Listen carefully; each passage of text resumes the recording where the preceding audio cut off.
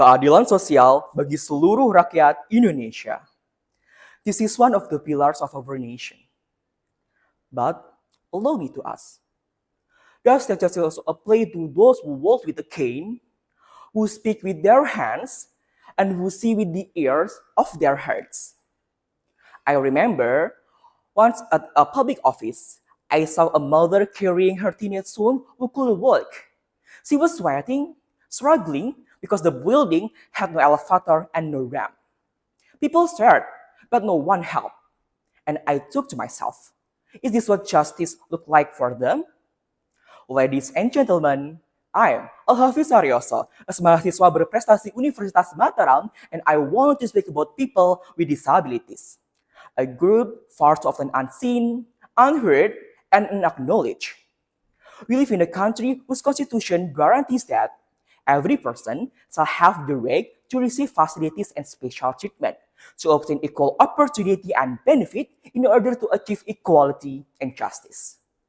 But in reality, too many children with disabilities cannot receive good quality services as what a normal children get from schools, simply because we don't have a special teacher. Too many hospital and public service offices still have no wheelchair ramp, and no staff who understand sign language. Too many government websites remain unreadable by screen readers used by the blind.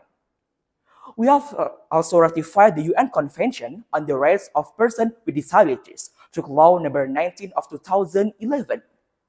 That means the states have both a legal and moral obligation to guarantee accessibility, participation, inclusive education, protection from discrimination, and access to employment.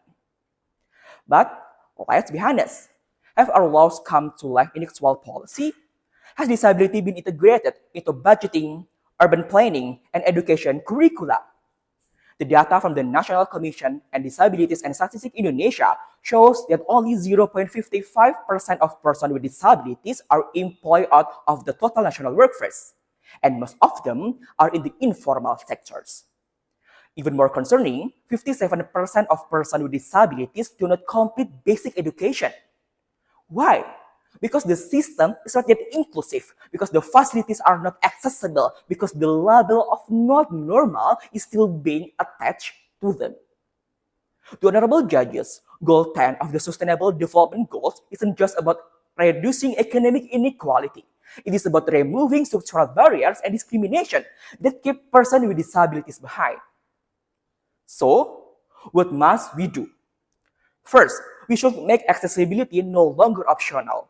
All public and digital space, like schools, hospitals, transport hubs, government websites, must comply with universal accessibility standards. Second, inclusive education must become a national standard, not an exception. Children with disabilities should not have to adjust to the system. Instead, the system must adapt to include them. We need trained teachers for all kinds of learners, not just for those who learn in conventional ways. Third, public policy must be met with those directly affected. Nothing about us without us. Include the disability community in the planning forums. Let them speak for themselves because no one knows their needs better than they do. And finally, and most importantly, change the mindset. Disability is not a burden. They are not object of pity. They are citizens. And as citizens, they have the right to be served, to be respected, and to be employed.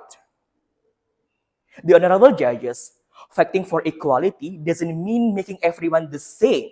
It means ensuring that each person gets what they need to stand at the same starting line. Inclusion is not about adding a ramp to one government building.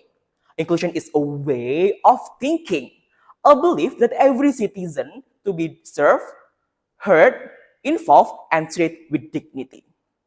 So, the fundamental question is, do the space we build, the policy we design, and the future we dream of include those who have long been left out?